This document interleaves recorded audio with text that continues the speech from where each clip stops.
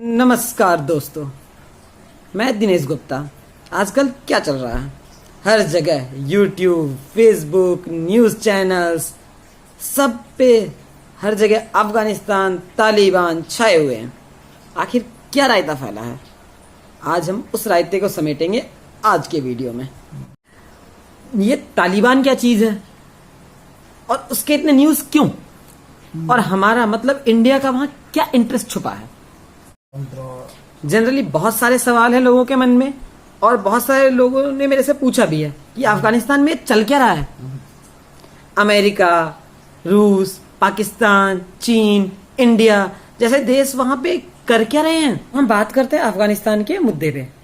अफगानिस्तान को आप ऐसे समझ सकते हैं कि ये जैसे एक हमारा पूरा ये दुनिया एक शहर है, और शहर के बीच मार्केट की जो दुकान है वो अफगानिस्तान है। अफगानिस्तान को गेटवे ऑफ सेंट्रल एशिया बोलते हैं। आपको सेंट्रल एशिया के देशों में जाने के लिए भारत से अफगानिस्तान में जाना ही पड़ेगा, और अफगानिस्तान के अलावा कोई दूसरा रास्ता है नहीं। अब बात करें हम उस चौराहे वाले मकान की, तो चौराहे वाले मकान का हिसाब किताब ऐसा है कि यहाँ पे सब मिलाकर के जो 10 तरह की एथनिक ग्रुप्स, मतलब आप कह सकते हैं 10 भाई रहते हैं एक घर में, और उनकी आपस में बनती नहीं है। और दूसरा, उस शहर में 2 दादा भी रहते हैं, दोनों चाहते हैं उस वाले मकान या दुकान जो भी है उस पे हमारा कब्जा हो, हमारा दुकान वहां पे चले। तो इसके लिए सारी लड़ाई का जड़ वही है। अब ये तालिबान क्या है? तालिबान वो जो 10 भाई रहते हैं उनमें से 2 भाई हैं जिन्होंने बंदूक उठा ली, और वो आतंक के दम पे, बंदूक के दम पे वहां पे अपना शासन कब्जा करने में सफल हुए हैं। अब हम बात करते हैं अफगानिस्तान के इतिहास के बारे में। तो अफगानिस्तान का लोकेशन बहुत अच्छा है। इसके लिए वहाँ पे शुरुआत से ही 2 महाशक्तियाँ, रूस और ब्रिटेन, दोनों में बहुत सारे कॉन्फ्लिक्ट्स हुए, बहुत सारे विवाद हुए अफगानिस्तान को लेकर के। और फिर 19वीं सदी के शुरुआत में अफगानिस्तान को एक आज़ाद देश घोषित कर दिया गया। उसके बाद 1933 में वहाँ पे एक राजा हुए, नाम था जहीर शाह। जहीर शाह ने 1933 से 1973 तक राज किया, और 1973 में वहाँ पे तख्ता पलट हुई।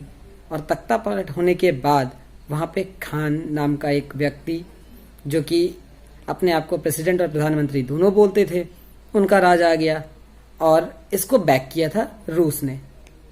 अब वहाँ पे अफगानिस्तान में एक कम्युनिस्ट गवर्नमेंट थी जो कि रसिया द्वारा बैक थी।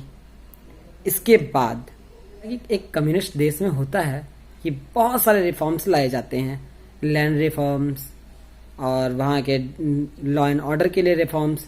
तो वो बहुत सारे जो रिफॉर्म्स आने स्टार्ट हुए, तो वहाँ अगर आप देखेंगे अफगानिस्तान की लोकेशन और वहाँ के एथनिक ग्रुप, जो वहाँ के रहने वाले लोग हैं, उनमें बहुत सारे लोगों को जो कि कबीलाई हैं, उनको ये रिफॉर्म्स पसंद नहीं आए, और फिर वहाँ पे सरकार के खिलाफ विद्रोह स्टार्ट हो गया। और इस शुरुआत में तो रूस ने वहाँ पे विद्रोह को दबाने के लिए अपनी आर्मी भेजी, लेकिन 1979 में जो क्रिसमस की ईव होती है 24 दिसंबर 1979 में यूएसएसआर, जो उस टाइम पे रसिया था, सोवियत संघ था विघटन से पहले, उसने अपनी फुल फ्लेज्ड आर्मी 24 दिसंबर 1979 को वहाँ पे अफगानिस्तान में उतार दी। उसके बाद बेसिकली आप देखेंगे तो यहाँ से ही, जैसा कि रूस ने अपनी आर्मी भेज दी अफगानिस्तान में, उसके बाद हुआ क्या? तो आपको पता होगा, रूस में कोई भी धर्म जो है वो नहीं मानते, वो बेसिकली अपने आप को नास्तिक मानते हैं, उनका ऑफिशियल रिलीजन कोई नहीं है। और अफगानिस्तान जो एक मुस्लिम बाहुल्य देश था, तो अब यहाँ पे जो विद्रोह हुआ उसको धर्म से जोड़ दिया गया, और जो विद्रोह कर रहे थे उनको मुजाहिदीन बोला गया। अब 1979 से 1989 तक रूस लगभग 9 साल 1 महीने फुल फ्लेज्ड वॉर में था, और जैसा कि अब तालिबान ने किया है वैसा ही मुजाहिदीनों ने उस समय पे किया।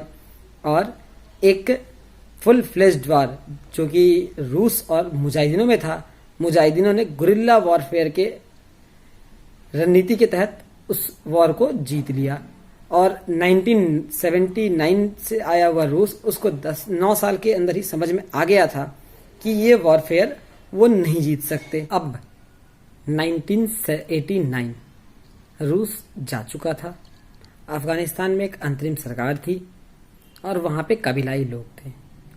जैसा कि मैंने आपको पहले बताया था कि वहाँ पे जो भी कबीलाई हैं उनकी आपस में बनती नहीं है, तो वहाँ पे सरकार के खिलाफ विद्रोह शुरू हुए और 1996 तक आते आते जो एक ग्रुप था तालिबान का अर्थ होता है इस्लाम की शिक्षा लेने वाले बच्चों का एक ग्रुप, तो वो है तालिबान नामक ग्रुप ने पूरे सारे कबीलाओं पे अधिकार जमाते हुए काबुल पे अपना अधिकार जमा लिया और अफगानिस्तान में उनकी सरकार आ गई जो कि 1996 से 2001 तक चली। लेकिन जब तक वहां पे अफगानिस्तान में तालिबान का राज था तब तक वहां पे बहुत सारे आतंकवादी संगठन पनपे। एक तरह से आप कह सकते हैं कि तालिबान अफगानिस्तान में एक आतंकवाद की नर्सरी चला रहा था।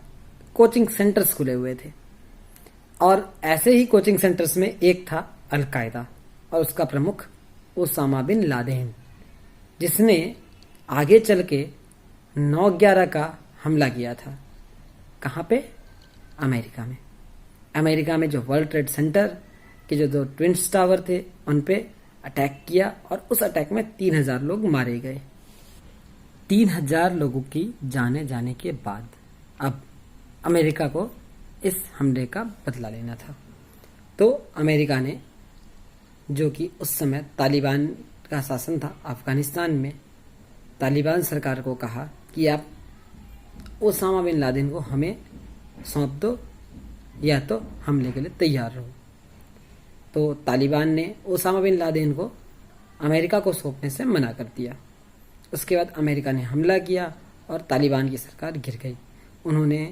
अमेरिका वालों ने तालिबान के लड़ाकों को युद्ध में पीछे धकेलना स्टार्ट किया और 2003 तक तालिबान बिल्कुल ही सुर्खियों से गायब हो चुका था।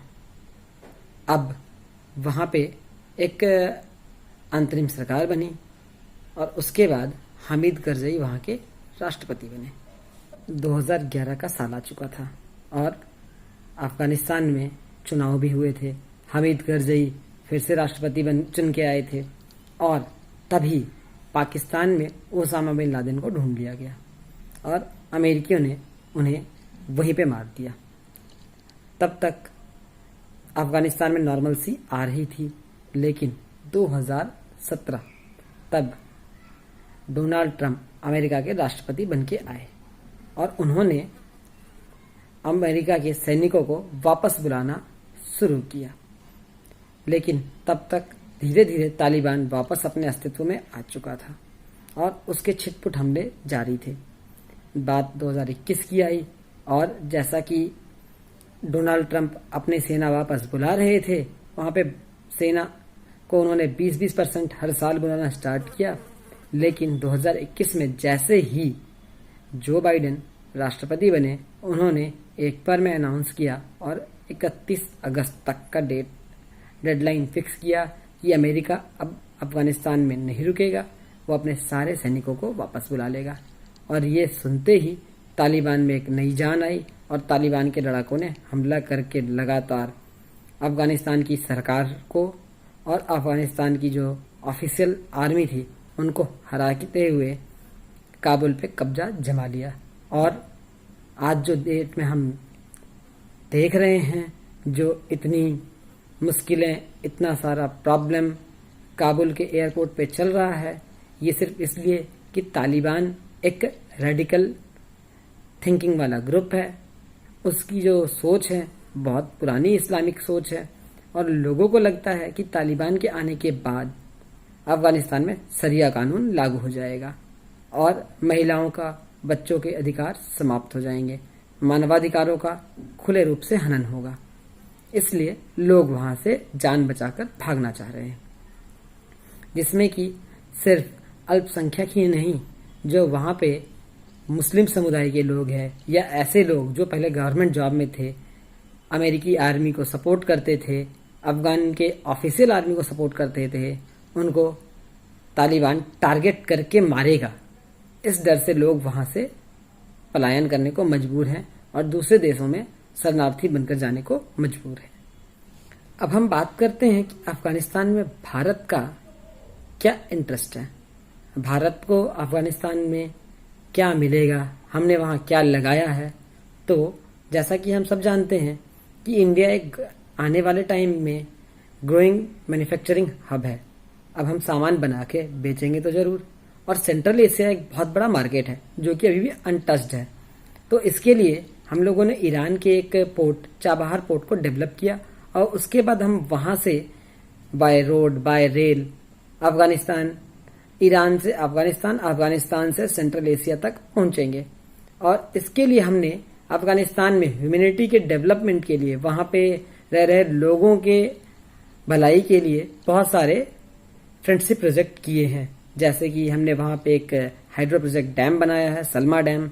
हमने अफगानिस्तान में अफगानिस्तान की पार्लियामेंट बनाई है, हमने वहां पे सड़कें बनाई है, हमने $बिलियन का इन्वेस्टमेंट किया है ताकि अफगानिस्तान के साथ हमारे रिश्ते, अफगानिस्तान सरकार के साथ स्पेशली हमारे रिश्ते अच्छे रहें। और अब तालिबान के शासन में आ जाने के बाद हमें ये डर है कि हमारा ये जो इन्वेस्टमेंट है ये डूब ना जाए, और इसके लिए और हमारे जो सेंट्रल एशिया तक पहुंचने का जो सपना है वो भी ना टूट जाए, इसलिए हम बहुत चिंतित हैं। लेकिन फिलहाल भारत सरकार ने कोई भी अपना रुख साफ नहीं किया है और अभी भी हम वेट एंड वॉच के मोड में हैं। उम्मीद करता हूँ आपको ये वीडियो बहुत पसंद आई होगी। अगर आपको पसंद आई है तो आप इस वीडियो को लाइक और शेयर जरूर करें, और हाँ, मेरे चैनल को भी सब्सक्राइब करें। जय हिंद, जय भारत।